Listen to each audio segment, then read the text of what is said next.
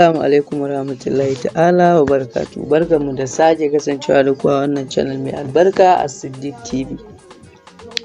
Darasinmu na yau shine yadda za ka yi cajin wayanka a cikin minti ɗaya kacal. Wasu za su ji mamaki, wasu kuma za su ƙaryata magana daga jin magana, kasancewa hakan da mai yiwuwa ne da tuntuni an san da shi. To mu je dai ku ga yadda abin da ya kasance. Da farko za ka nemo settings na wayarka kamar haka. Za ka nemo settings. In ka shiga settings na wayarka kamar haka, to za ka nemo gurin da aka rubuta my phone. Wasu wayan za a rubuta maka about phone, wasu kuma my phone. To duk da yanda ya kasance a naka, sai ka shiga wani daga can ƙasa za ka gan shi. To sai ka shiga kamar haka.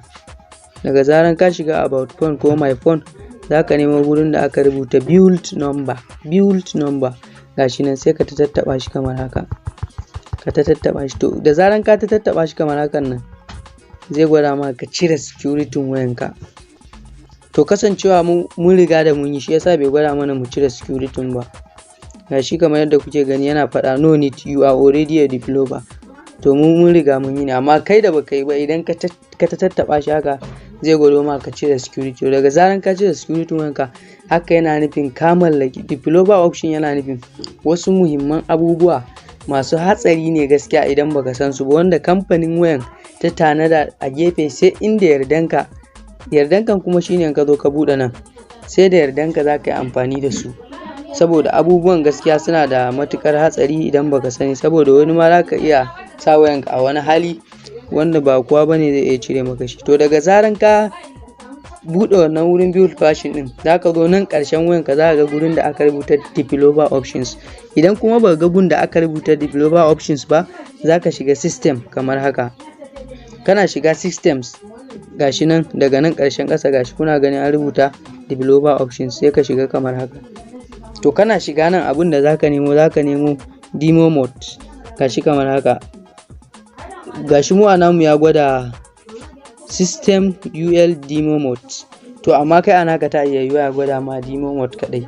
To sai ka shige shi kamar haka. Daga zaran ka shiga, daga nan sama ga wani guri da aka rubuta enable demo mode, to sai ka bude shi daga nan. Kana budewa ga na ƙasa ya gwada show demo mode, shi ma sai ka bude shi. To kamar yadda kuke gani, da cajin mu gashi kwata-kwata ba estimate bai wuce 30% ba, to amma daga budewa cajin ya gwada ya cika. To ka sani wannan ba wai asalin caji bane kamar yadda kai tunani a farko. Caji ne na bogi, kamar kana so ka gwada ma wani abokinka ko wani dai ka bashi mamaki wayan ka ba caji, amma yanzu gashi ya ga caji, saboda ka surprising din mutum a lokacin da kuke ciki wani nishadi ko na abu. To shine za ka yi amfani da wannan demo mode din, gashi kamar yadda kuke gani. Mun gode da kasancewa da mu da kai. Sannan kuma ku sani wannan abubuwan da suke cikin developer options din, kada mutum ya je ya taɓa wani abu, saboda idan ka taɓa wani abu gaskiya wayanka za ta iya shiga wani hali. Suna da matukar hatsari in baka san su ba, kuma kowanne na da amfanin sa. Yanzu kamar wannan da kuke gani stay awake in nan, gashi nan haka yana nufin, gashi suka ce screen will never sleep while charging. Haka yana nufin idan baka so fuskar wayanka ta dauke in tana caji, to zaka bude nan. To kowanne anan daga ganshi a cikin nan suna da matukar amfani.